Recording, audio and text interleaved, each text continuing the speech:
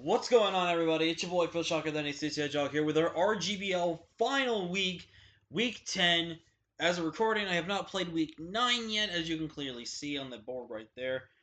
But we are here for a very important game. If I lose to the Boston Celtics, this matchup is legit the match I have to win. Because if I don't win this match, I'm out of playoffs. However, if I had beaten the Boston Celtics, I have clinched my playoff spot. But this matchup would actually affect the playoff scenario if I go 6-4. Because if any other 6-4s are out there that have tied with me on both differential and record, then and if they have beaten me, they go ahead of me.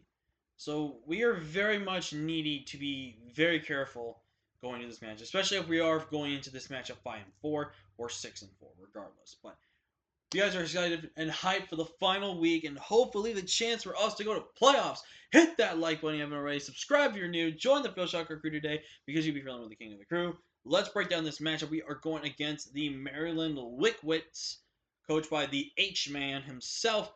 Looking at his team, he's got Suicune, Skarmory, Latias, Obstacune, Aromatisse, Mienshao, Pinsir, Amoonguss, Thundurus, and Golurk. So he has a really defensive team. His only main offensive mons I see here are things like Thundurus, Obstagoon, Mienshao, and at times Golurk, at times Latias, and yeah, but it's primarily a lot of bulk. So definitely going to be factoring in this matchup here though. But let's break down his team. I definitely don't think Golurk comes. Golurk loses just so much of my team that I really doubt he's going to be really broad. Thundurus is another one of those mons. I feel like it kind of does make sense versus my team, but for what if he really wants to bring two flying types, he's gonna have to really heavily stack on the resist, where he only has realistically one and only one real resist to ice on his team. Amoonguss is something I could maybe see him bring in case he does want to bring Spore, because Spore could be a little annoying to have to deal with in case, he actually wants to build it to where it can really take a hit or two and then Spore something. And honestly, Pinsir has a decent chance. Pinsir's not that terrible versus my team. Pinsir's kind of annoying with heavy duty boots, and if it's going to be like a, mold breaker set to kind of go ignore the slush rush and everything like that. And so I don't know, but the main six I definitely expect Suicune. That thing is stupidly fat, and I hate battling Suicunes. I barely beat Suicune teams, and it's just annoying. I think Skarmory definitely comes. Skarmory steel typing and its flying typing really counteracts a good amount of my team, mostly my Zapdos, which is going to be very crucial for this game. Latias, I definitely think comes kind of semi-defensive, but also offensive. Lottie as well, since I do not have a fairy type on my team, which is a big mistake on my own prep. I couldn't find any good fairy types that would fit the team composition that I want, so that's why I didn't get a fairy type. And definitely, if I had a fairy type, we would be pretty much in a safe position in this type of a game. But depending on the fairy, like I had a Zoomerl, we'd probably be really, really good right now. But in this type of situation, I don't.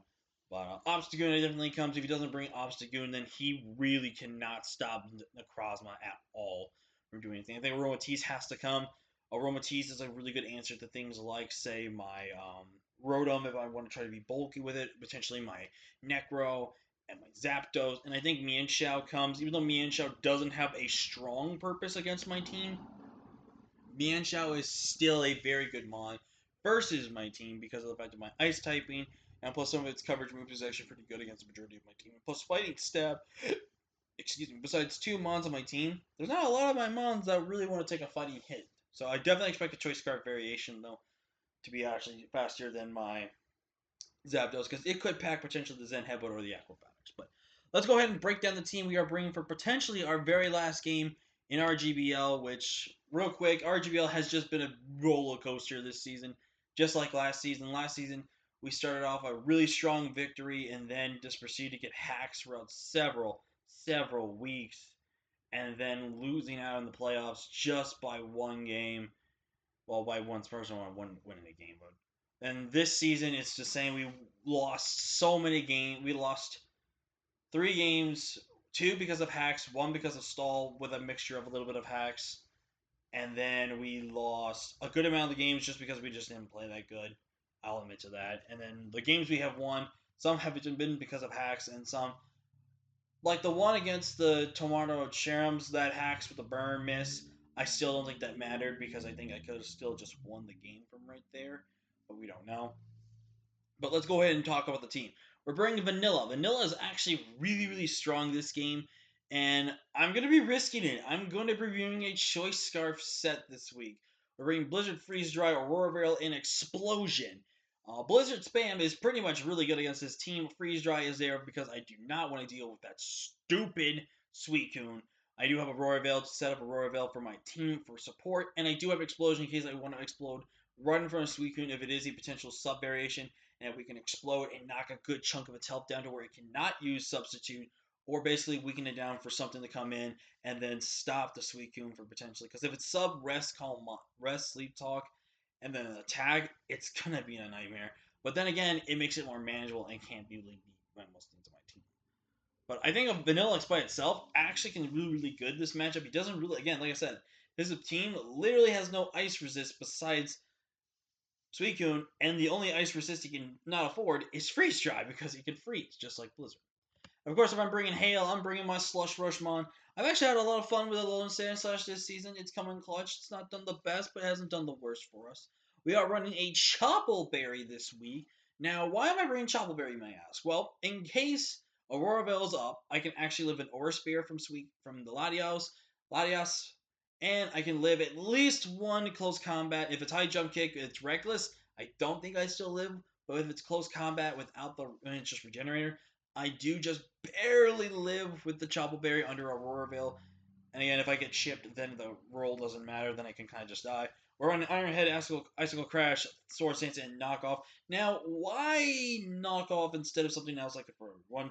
I think Knockoff's really good because it removes items in this matchup. And again, his only real answer is Suicune. So if we can weaken Suicune down, though, where I can get SD up with Knockoff and it still has his item and I can get rid of the Knockoff, definitely really good. I do expect a good amount of his mons like Suicune to potentially be carried to Protect. I definitely can see Toxic, Protect, Scald, and maybe Sub on Suicune. I could see Protect Aromatisse with Wish and Moonblast, and then either coverage move like a Psychic type attack or something else to go over from that. But I definitely expect at least 2 or 3 of his mons to pack Protect to think if he's facing Hail Team, which he's not really facing a Hail Team.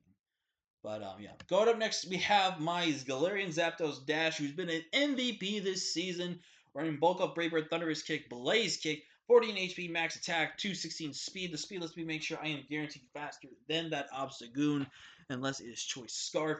Now, the main reason I have the Payapa Berry is that the only realistic switching he has to this is going to be the Latias. So basically, if I get a Bulk Up and I can get a Brave Bird hit, boom, that thing is dropping. If it means I have to suicide Zapdos, that's okay, because Latios is a little annoying for a good amount of my team, but again, if I can also just weaken that thing down before I get my bulk up going, that'll be really, really clutch for us. We're running Thunderous Kick just because it can lower defense, and it's really good against certain things like Skarmory, the Suicune. It's also good because if I do get burned, I can at least start weakening the defenses at least, and then making the burn a little less mitigated and going for that offensive prowess. Up next, we have It's Lit, the Rotom Heat, who's really good this game. We are running Sub Nasty Plot, Thunderbolt, Shadow Ball. We are running 2 max HP, 60 in the special attack for a modest nature, and 196 speed.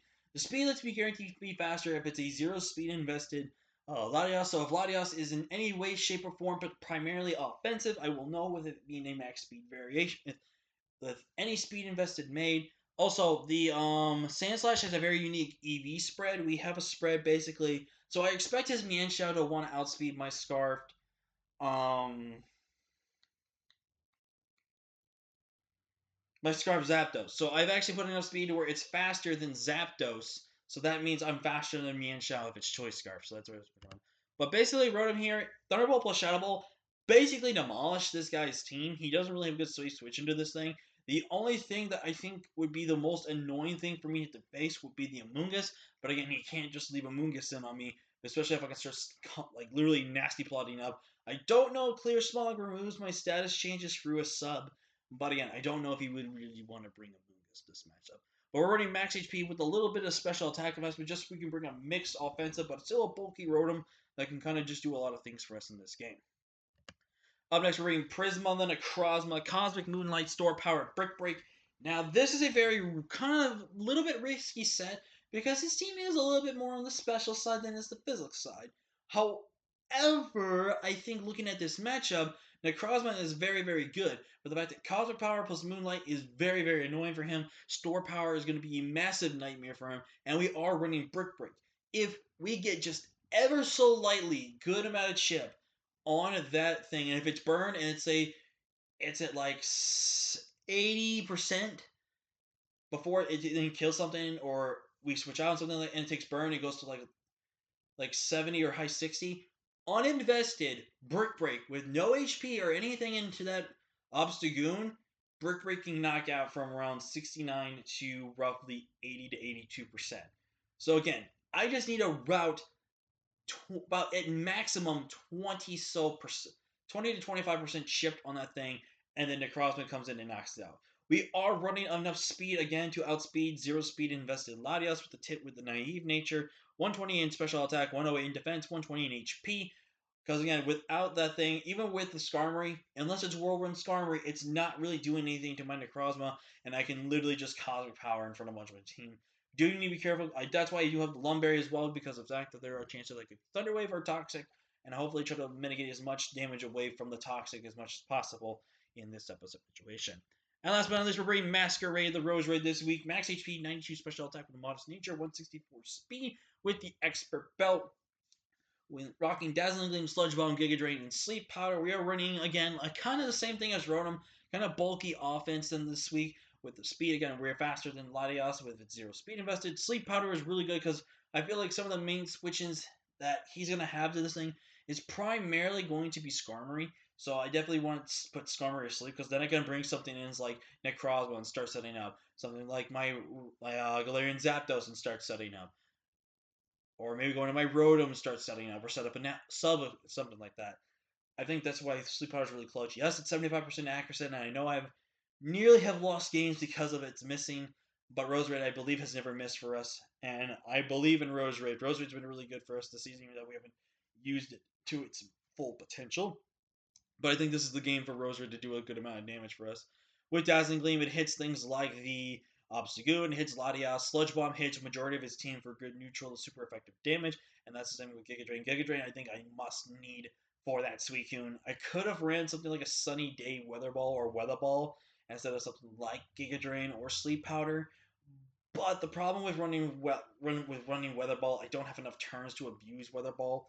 And if I was Icy Rock, then I might have probably done that.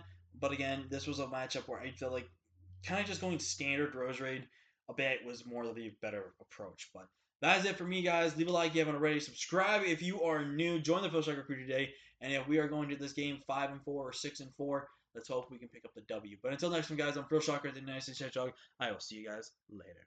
Peace.